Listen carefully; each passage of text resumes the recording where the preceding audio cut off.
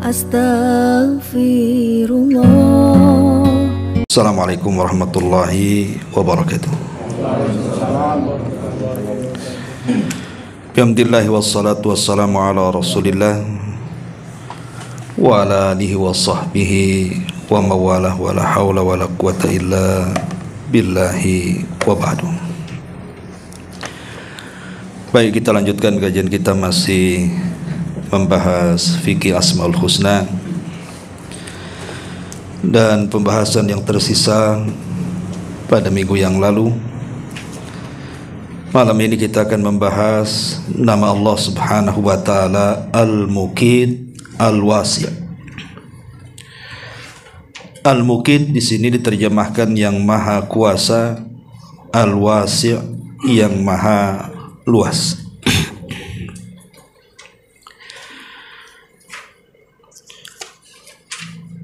Perhatikan pada halaman ke-265-nya.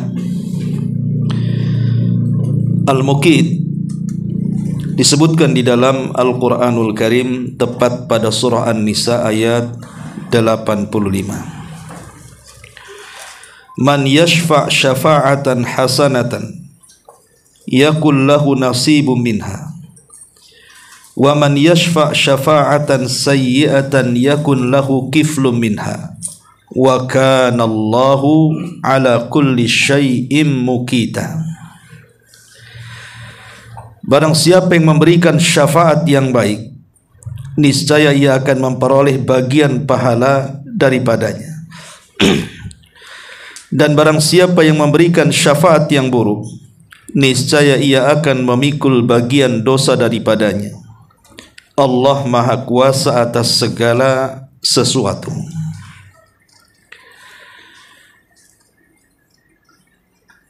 Baik. Kemudian juga di sini juga pada firman-Nya surah An-Nisa ayat 85, wa kana Allahu ala kulli syai'in muqita. Allah Maha Kuasa atas segala sesuatu.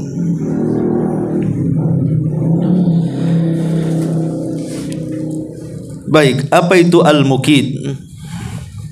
Dari nama satu di antara sekian nama-nama Allah Subhanahu wa taala.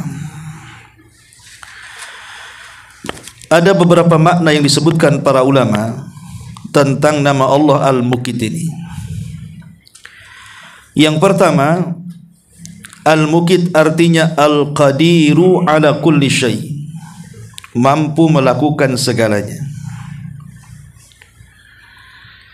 Kemudian yang kedua, makna Al-Muqit adalah Al-Mu'ti li aqwatil khalqi saghirihim wa kabirihim, qawwihim wa dhaifihim, ghaniyihim wa fakirihim. Jadi Al-Muqit adalah zat yang maha memberi makan seluruh makhluknya. Maksudnya memberikan kehidupan dengan memberikan rizki makan dan minum, baik yang kecil di antara mereka atau yang besar, baik yang kuat di antara mereka atau yang lemah, baik yang kaya di antara mereka ataupun yang miskin. Semua rizkinya ditanggung Allah Subhanahu wa ta'ala. Itulah yang dikatakan dalam Al-Quran, wa ma min dabbatin fil ardi illa 'ala Allah rizquha. Kemudian juga Al-Qurtubi rahimahullahu ta'ala mengatakan, ketika memberikan catatan kepada ayat wa qaddara fiha aqwataha, dan Allah Subhanahu wa ta'ala memberikan kepada makhluk ini aqwataha. Aqwat diambil dari Muqit, maksudnya arzaku ahliha, maksudnya seluruh rizki-rizki yang Allah Subhanahu wa ta'ala anugerahkan kepada mereka. Kemudian yang ketiga, makna Al-Muqit artinya idamatul musyahadati. Jadi Allah Subhanahu wa ta'ala senantiasa menyaksikan hamba-hambanya, mengawasi hamba-hambanya. Ini makna daripada Al-Muqit. Baik, setelah kita tahu bahwa Al-Muqit memiliki 3 makna. Pertama, Allah Subhanahu wa taala Maha Kuasa atas segala sesuatu. Yang kedua, Allah Subhanahu wa taala yang menanggung seluruh rizki-rizki hamba-hambanya. Dan yang ketiga, Allah Subhanahu wa taala senantiasa menyaksikan dan mengawasi hamba-hambanya. Artinya dari 3 rangkaian makna Al-Muqit, bahwa Allah Subhanahu wa taala lah yang dijadikan gantungan oleh seluruh makhluk-makhluknya. Itu sama dengan kalimat As-Samad, di mana seluruh makhluk bergantung kepada Allah Subhanahu wa taala. Itu disebut Al-Muqit. Adapun tentang asar daripada iman memahami kalimat Al-Muqit. Yang pertama, setelah kita mengetahui makna Al-Muqit, maka asar keimanannya yang pertama bahwa hifdzullahi lil arzaki. Allah lah yang menjaga rizki seluruh hamba-hambanya. Makanya Allah Subhanahu wa taala mengatakan dalam surah Adz-Dzariyat ayat 22, wa fis samai rizqukum wa ma tu'adun. Dan di langit ada rizki kalian dan apa yang dijanjikan Allah kepada kalian.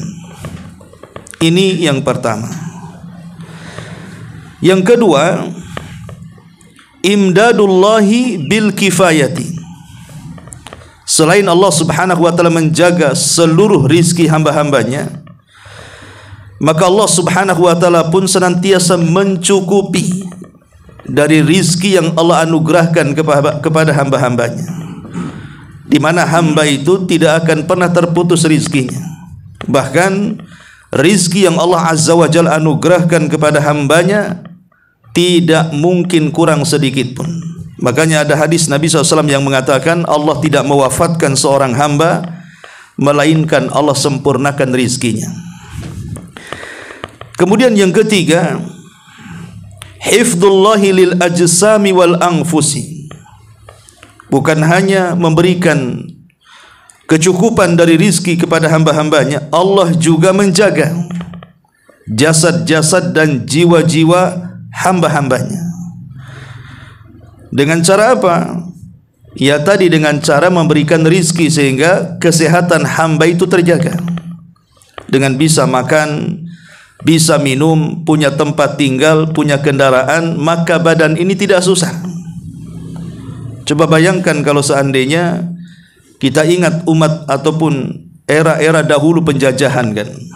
Banyak orang yang kelaparan, banyak orang yang sakit, macam-macam penyakit muncul ya. Tapi Allah Subhanahu wa taala tidak membiarkan hambanya tidak sehat. Dengan rizki itulah kemudian Allah jaga jasad-jasad dan jiwa-jiwa hambanya. Kemudian yang keempat, tauzi'ullahi lirizki bihikmatin. Allah Subhanahu wa taala ketika membagi-bagi rizki itu tidak sama rata.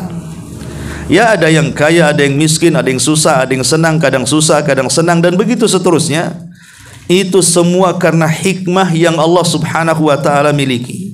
Diketahui dan tidaknya hikmah itu urusan Allah.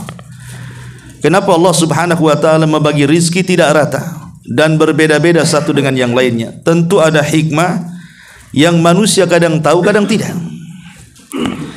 Ini faedah daripada asar keimanan dari nama Allah Al-Muqit. Lalu bagaimana caranya kita beribadah kepada Allah Subhanahu wa taala dengan nama Allah Al-Muqit ini? Pertama, at-tawakkul 'ala Allah azza wa jalla.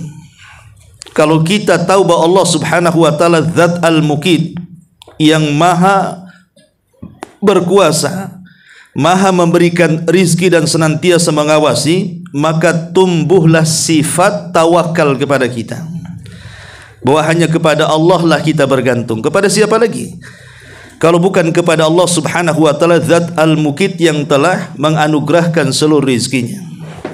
Karena tidak ada yang sanggup memberikan rizki selain daripada Allah Azza wa Jalla. Makanya kita perlu bersandar hanya kepada Allah Subhanahu wa taala.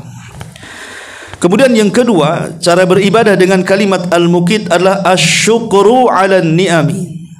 Bersyukur atas nikmat yang Allah anugerahkan kepada kita.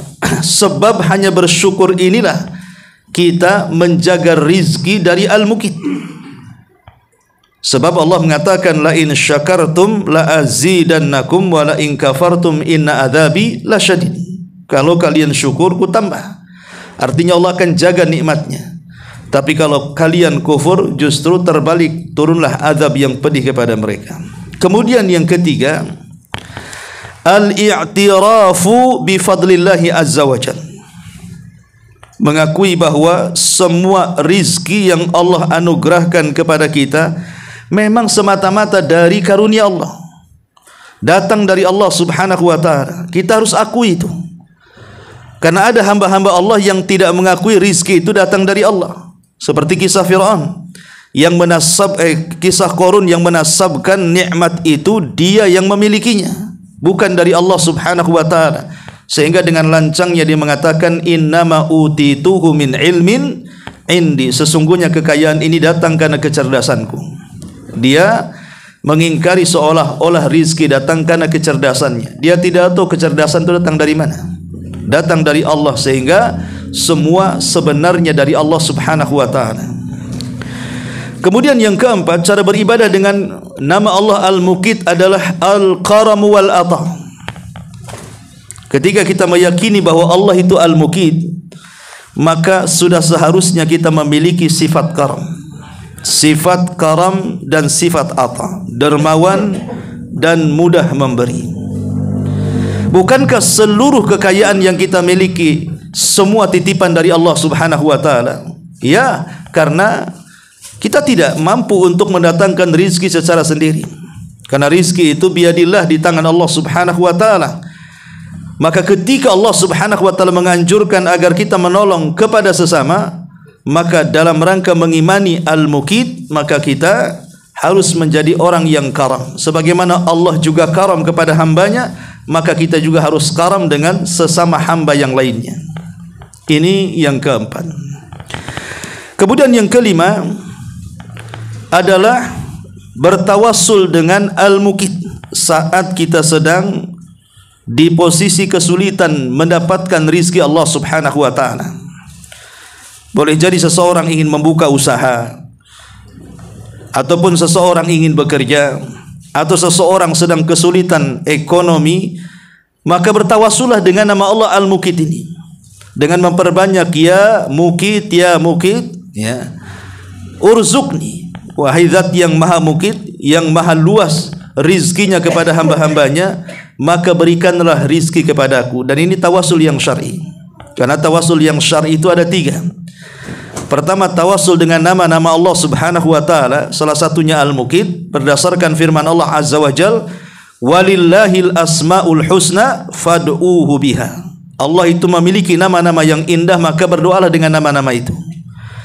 Atau yang kedua, bertawassul dengan amal saleh dan juga dengan iman. Dan yang ketiga, bertawassul dengan doa-doa orang-orang saleh yang masih hidup.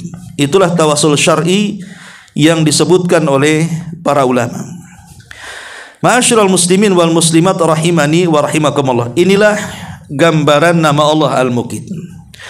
Baik, kemudian nama Allah yang lainnya adalah al-wasi', yang maha luas.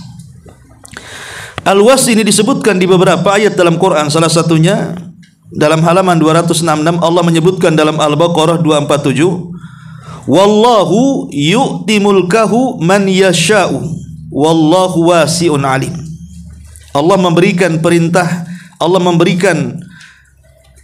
memberikan kekuasaannya kepada orang yang dikehendakinya, dan Allah zat yang maha luas pemberiannya dan maha mengetahui. Kemudian juga dalam surat yang sama ayat ke-115, fa aynama tuwallu fa thamma wajhullah innallaha wasi'un alim. Maka kemanapun kau arahkan, disitulah wajah Allah. Sesungguhnya Allah maha luas rahmatnya, lagi maha mengetahui. Kemudian juga disebutkan dalam surah Al-An'am 80, wasi'a rabbi kulla syai'in ilma afala tatadhakkarun. Ilmu Tuhanku meliputi segala sesuatu, tidakkah kamu dapat mengambil pelajaran? Dan Allah juga mengatakan dalam surah Taha 98, innama ilahukumullahu alladzi la ilaha illahu wasi'a kulla syai'in ilma. Sesungguhnya ilahmu hanyalah Allah yang tidak ada ilah yang berhak disembah kecuali Dia. Pengetahuannya meliputi atau luas kepada segala sesuatu. Dan banyak lagi ayat-ayat yang menjelaskan tentang nama Allah Subhanahu wa taala Al-Wasi'. Baik, apa itu Al-Wasi'? Ma'asyiral muslimin wal muslimat rahimani wa rahimakumullah. Al-Imam Al-Khattabi rahimahullahu taala mengatakan wasi' atau Al-Wasi', nama Allah Al-Wasi' adalah Al-Ghani alladzi wasi'a ghinahu mafaqira ibadihi wa wasi'a rizqahu jami'a khalqihi.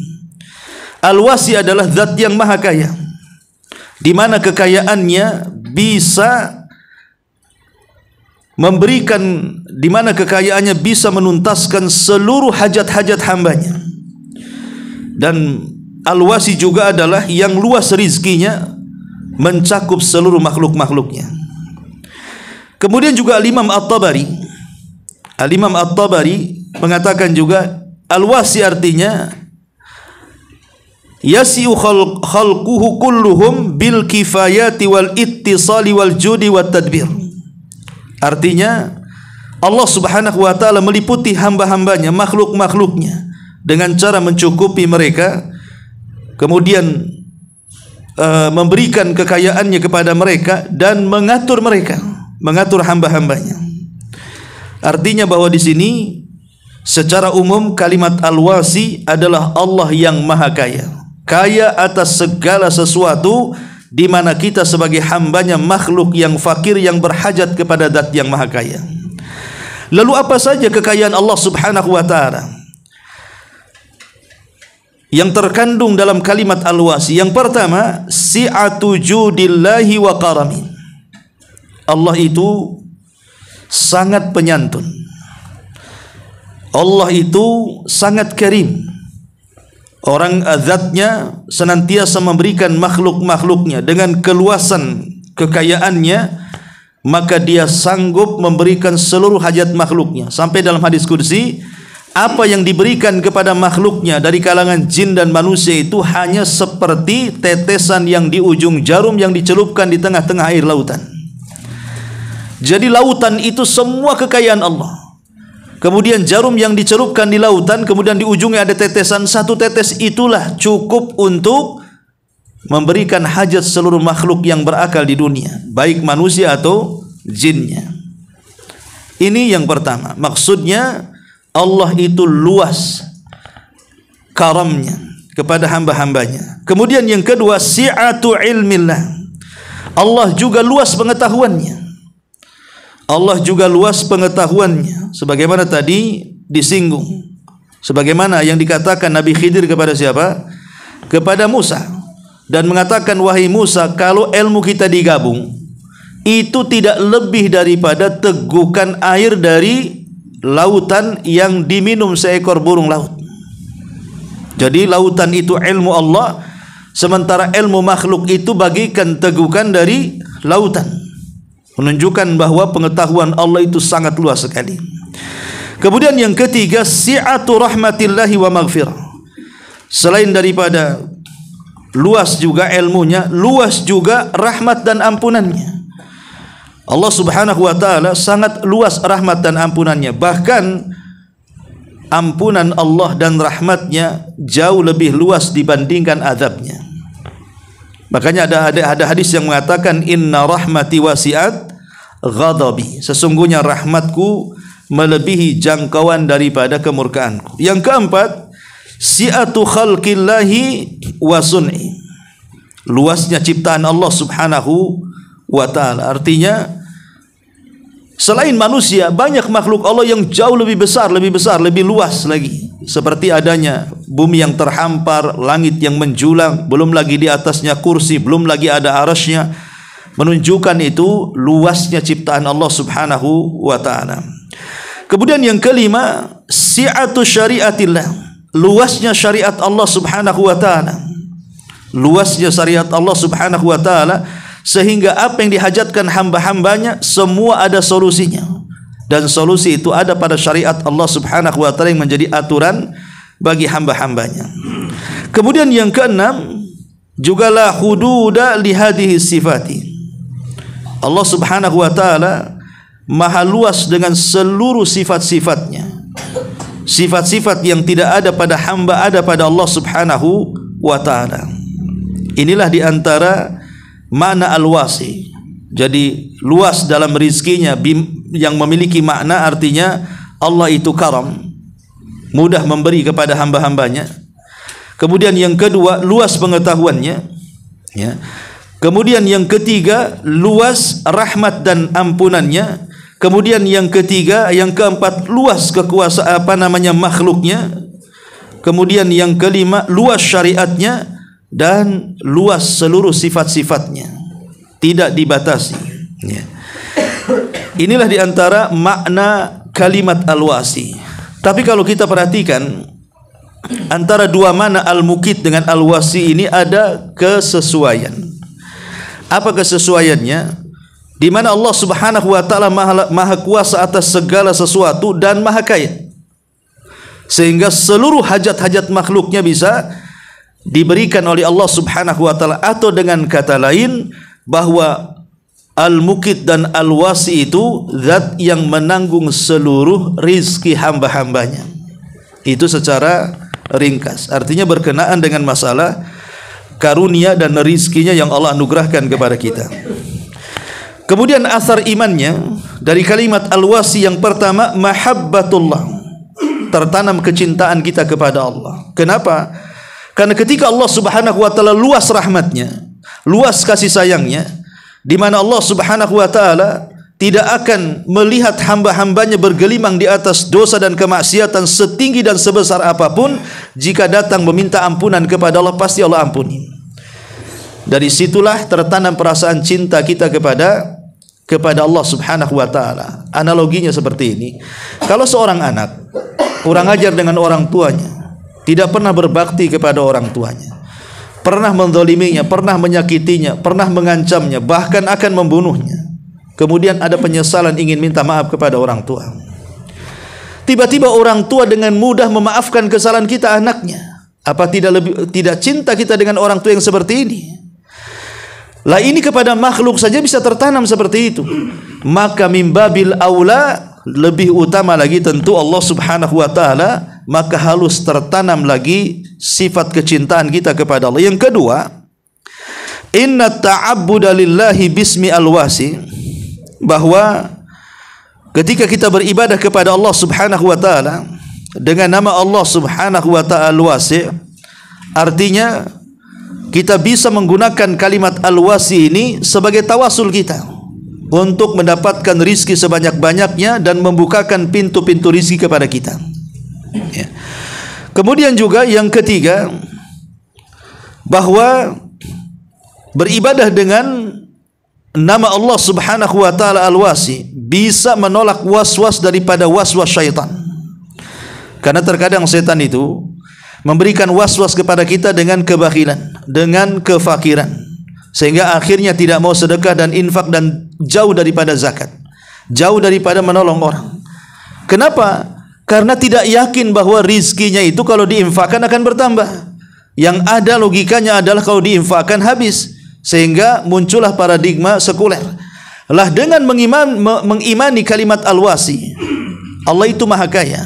Ketika Allah Subhanahu wa taala menjanjikan setiap barang yang kita infakkan dilipat gandakan, kenapa kita tidak yakin? Allah ini maha kaya kok. Kenapa kemudian tidak yakin? Malah kemudian mengingkari nama Allah al-wasi. Maka dengan mengimani nama Allah al-wasi, kita tidak akan terkena was-was daripada was-was syaitan berupa kefakiran sehingga menjadi bakhil. Kemudian yang keempat, adamul qunut min rahmatillah. Dari nama Allah al-wasi ini muncullah faedah seseorang tidak boleh putus asa. dari rahmat Allah, karena Allah itu luas rahmat dan keampunannya. Kemudian yang kelima, al-ightibatu bi syariatillahi azza wajal allati wasi'at kulla khairin wa wasi'a Allahu azza wajal fiha ala ibadihi wa lam yaj'al fiha dhaiqan wala harajan. Yang ketiga, yang kelima, kita harus berbahagia dengan syariat Allah subhanahu wa ta'ala, karena syariat Allah itu semua membawa kebaikan. Bahkan dalam kondisi seseorang sulit pun pasti akan datang kemudahan, karena syariat Allah ini adalah sesuatu yang sangat mudah. Allah tidak pernah menjadikan sesuatu itu sulit bagi hambanya. Kemudian yang terakhir adalah at-takhalluq bihadihi sifat. Maka kita harus berakhlak dengan sifat ini, baik al-muqit ataupun al-wasi. Dengan cara apa? Jadilah orang dermawan, jadilah orang yang mudah untuk membantu orang.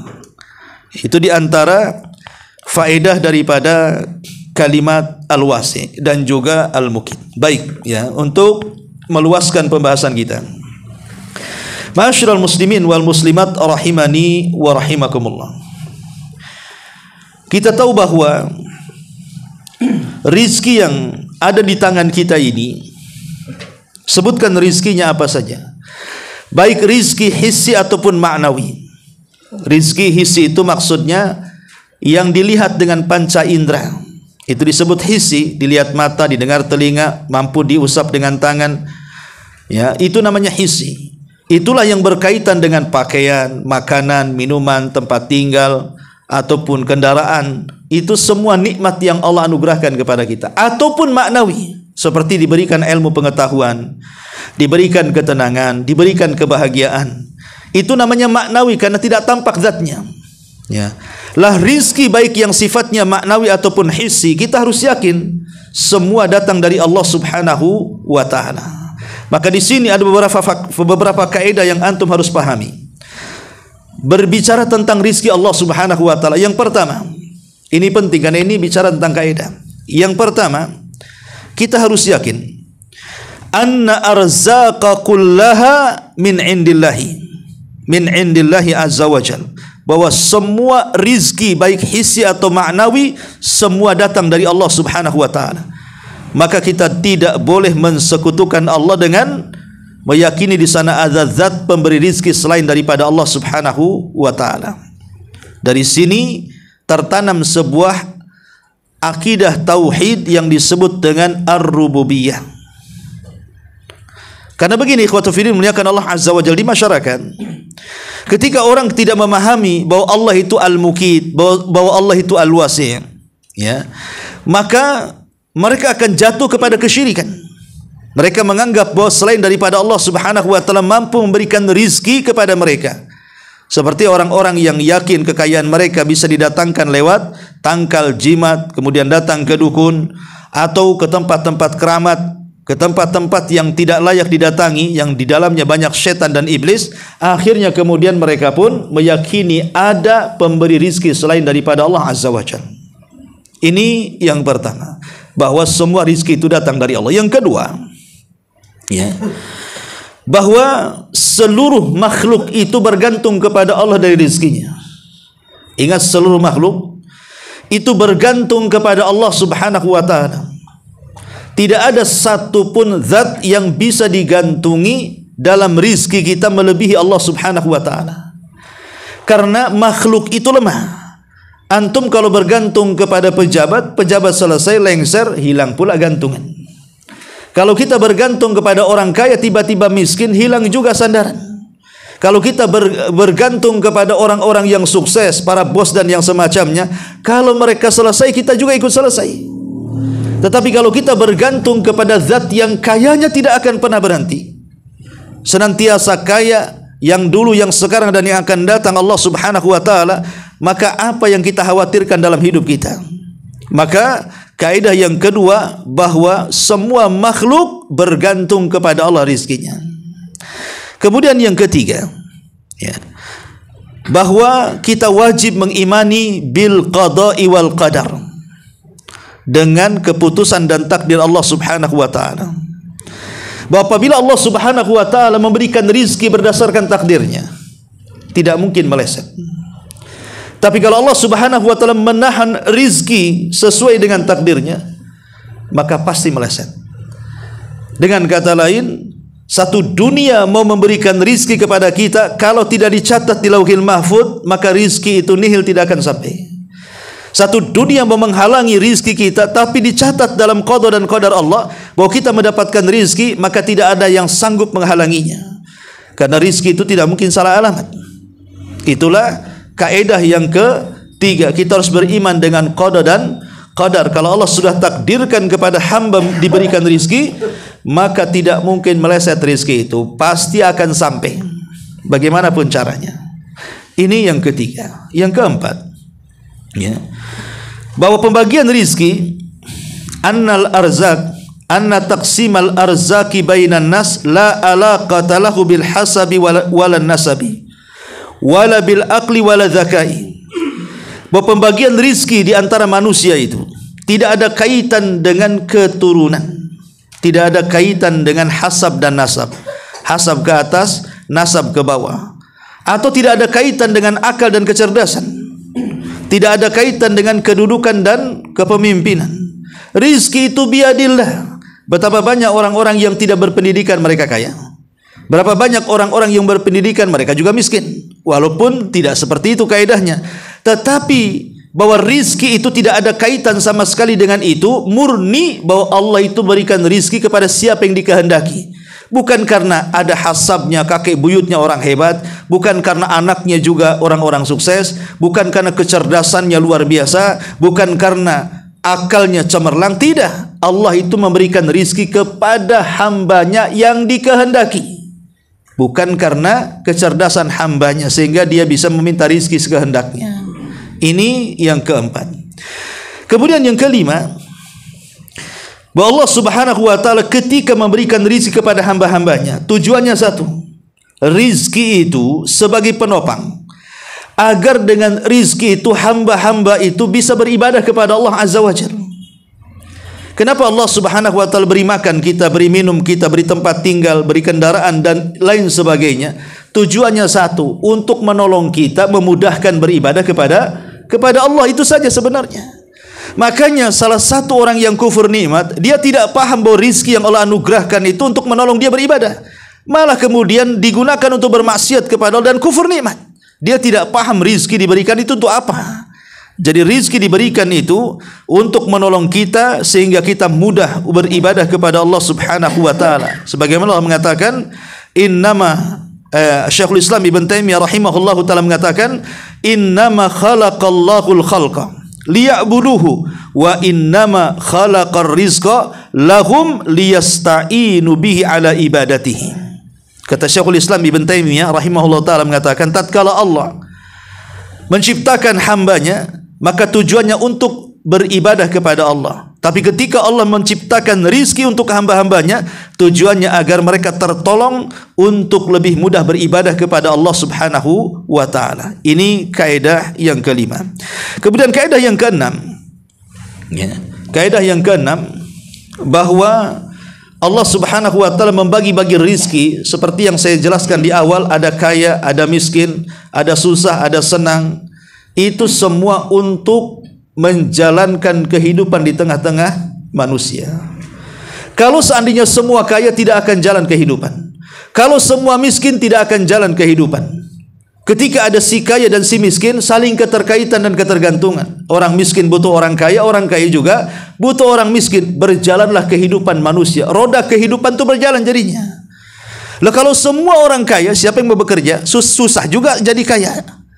Kalau semua orang miskin, kejahatan di mana-mana, susah juga hidup jadi manusia. Tetapi ketika Allah Subhanahu wa taala kemudian membagi-bagi rizki, ada kaya, ada miskin, ada susah, ada senang, ini maksudnya supaya ada ketergantungan satu dengan yang lainnya. Makanya si kaya jangan sombong dengan kekayaannya sehingga menindas orang miskin, dan si miskin juga tidak perlu kecil hati sehingga dia bergantung kepada orang kaya. Toh kita sama-sama saling menguntungkan antara si kaya dan si miskin supaya berputar roda kehidupan. Ini juga diantara kaidah yang ke-6, ya. Ma'asyiral muslimin wal muslimat rahimani wa rahimakumullah. Kemudian kaidah yang ke-7. Kaidah yang ke-7, bahwa annahu la yutlab ar-rizqu illa minallah. Tidak boleh dicari rizki itu kecuali harus sesuai, tidak boleh dicari rizki itu kecuali carilah rizki itu dari Allah Subhanahu wa taala. Kalau kita kesusahan, jangan mengeluh kepada makhluk, tapi keluhkan kesusahan kita kepada Allah. Makanya Allah mengatakan dalam Al-Quran, fabtagu indallahi ar-rizqa. Carilah rizki itu di sisi Allah Subhanahu wa taala, jangan mencari rizki kepada selain Allah Subhanahu wa taala. Kemudian juga kaidah selanjutnya, kaidah ke-8. Inna ata Allah lil abdi, sesungguhnya pemberian Allah Subhanahu wa taala kepada hamba, la yadullu ala mahabbatihi lahu wa la ridahu, tidak menunjukkan bentuk kecintaan Allah kepada hambanya dan bukan pula dalam bentuk ridha Allah kepada hambanya. Jadi kalau seandainya ada orang kaya, jangan merasa kaya kemudian mengatakan mungkin Allah lagi senang dengan saya, makanya Allah kasih semuanya kepada saya. Ataupun orang miskin menganggap mungkin Allah lagi benci dengan saya karena semua pintu rezeki tertutup kepada saya. Tidak. Kekayaan itu bukan tanda sayang, kemiskinan juga bukan tanda hina. Tetapi kalau sampai kemudian seseorang diberikan kekayaan kepada Allah Subhanahu wa taala karena ilmu yang ia memilikinya, kemudian dia jalankan kekayaan itu sesuai dengan kehendak Allah, ya boleh jadi kekayaan itu justru menciptakan rasa cinta Allah kepada kita. Tapi kalau seandainya Allah berikan kekayaan, dia tidak pernah beribadah kepada Allah, tapi Allah masih saja jejeli kekayaan itu, masih diberikan juga kekayaan itu, maka ulama mengistilahkan itu disebut dengan istidraj namanya. Istidraj itu sengaja Allah berikan kesehatan, sengaja Allah berikan umur panjang, sengaja Allah limpahkan kekayaan, padahal mereka di atas kemaksiatan. Untuk apa tujuannya? Istidraj. Sebagian para ulama mengatakan hikmahnya kenapa kemudian Allah memberikan istidraj kepada hamba-hambanya. Satu, memberikan kesempatan tobat. Tobat atau tidak, ya. Yang kedua, supaya dilipat gandakan dosanya. Yang ketiga, supaya mereka pada hari kiamat menyesalinya. Lah ini istidraj, ini bahaya. Makanya sebenarnya kalau seandainya Allah berikan kekayaan kepada kita, padahal kita tidak sholat, tidak puasa, tidak zakat, tidak ada ibadah, harusnya kita takut. Kok Allah masih sayang dengan saya? Padahal saya tidak ibadah, harusnya takut. Jangan-jangan ini ujian dalam bentuk istidraj, gitu maksudnya. Karena ada ayat yang mengatakan hatta idza farihu bima utu akhadnahum baghtatan fa idahum mublisun. Apabila mereka sudah senang di atas karunia yang Allah anugerahkan kepada mereka, tiba-tiba datang azab kepada mereka, barulah mereka menyadari semuanya. Dari sini kita tahu bahwa jangan sampai istidraj ini lupa kepada Allah sehingga kita mati justru sedang diuji oleh Allah Subhanahu wa taala dengan azab. Ini diantara kaidah seputar rizki. Kemudian pembahasan yang terakhir, tentu walaupun kita yakin Allah itu Al-Muqit, zat yang memberikan rizki kepada hamba-hambanya, dan Al-Wasi yang luas rizkinya kepada hamba-hambanya, tetapi bukan berarti kemudian kita hanya bersandar kepada takdir. Tidak, di sana ada asbab mencari rizki. Lalu apa saja sebab supaya kita itu mendapatkan rizki dan bertambah rizki kita? Pertama, perbanyak istighfar dan juga taubat. Di masa Nabi Nuh alaihi salatu wassalam, Nuh dan kaumnya mengalami paceklik hebat, kekeringan di mana-mana.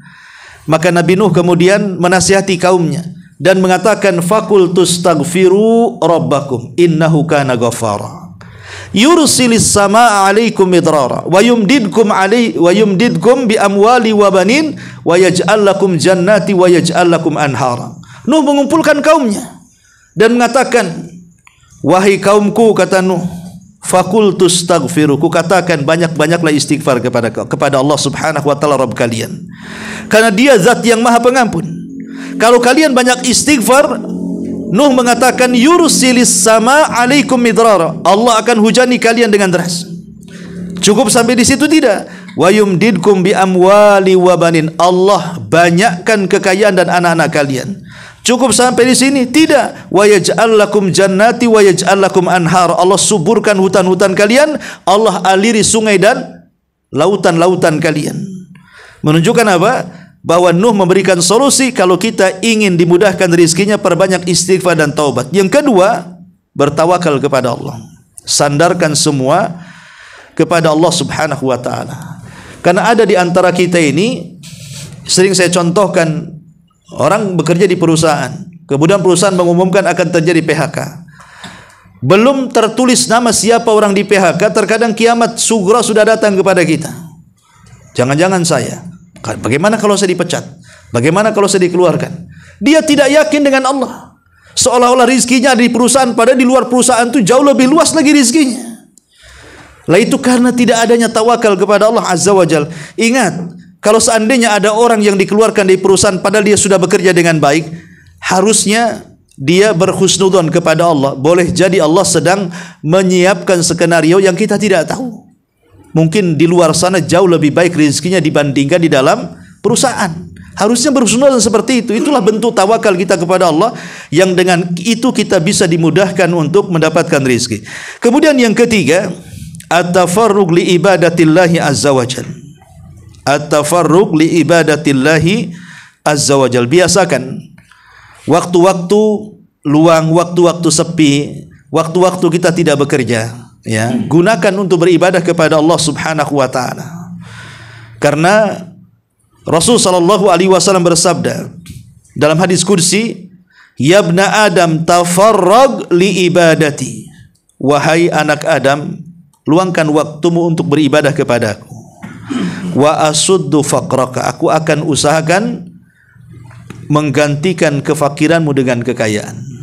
Artinya bahwa kalau kita mengingat Allah Subhanahu wa taala di waktu senggang-senggang kita, maka di waktu kesulitan kita Allah Subhanahu wa taala akan ingat kita. Itu maksudnya, ya.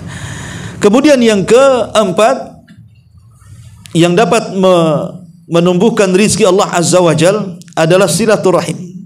Karena Allah, Nabi SAW sendiri yang mengatakan, man ahabba an yubsatalahu fi rizki wa yunsa'alahu fi atharihi falyasil rahimahu. Siapa yang mau diluaskan rizkinya, dipanjangkan umurnya, maka silahkan kalian bersilaturahim. Kemudian yang kelima, al-infaq fi sabilillah, bersedekah. Karena Allah yang mengatakan, wa ma anfaqtum min syai'in fahuwa yukhlifu. Apapun barang yang kalian infakkan pasti diganti. Bahkan gantinya berlipat ganda, dari 1 menjadi 700 kali lipat. Bahkan boleh jadi di atas daripada itu. Kemudian juga yang keenam, al-ihsan ila du'afa'i wal fuqara. Berbuat baik kepada orang-orang lemah, orang-orang susah. Jangan hinakan mereka. Karena kekayaan yang Allah anugerahkan kepada kita itu salah satunya karena doa-doa mereka. Bukankah Rasul yang mengatakan kalian ditolong dan kalian diberikan rizki itu karena orang-orang lemah di antara kalian? Maka bersyukurlah kalau seandainya di lingkungan kita ada orang susah, ada orang fakir, ada orang miskin, ada anak yatim. Kita bisa membantu mereka sehingga rizki kita dijaga oleh Allah Subhanahu wa ta'ala. Justru kebakhilan itu mencegah rizki.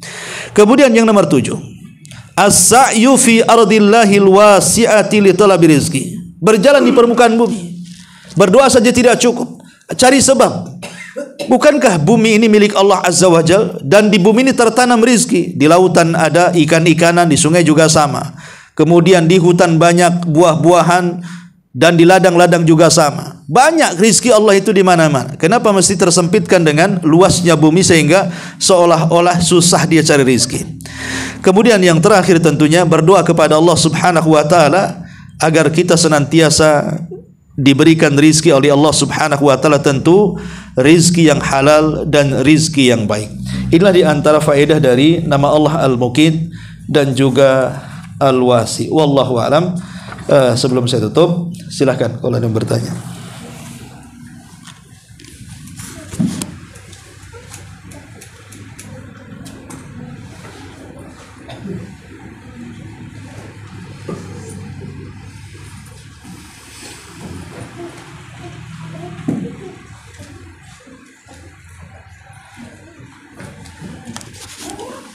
Baik, kalau tidak, tutup subhanakallah bihamdika Asyhadu an la ilaha illa anta astaghfiruka wa atubu ilaik. Allahu taala alam. Assalamualaikum warahmatullahi wabarakatuh.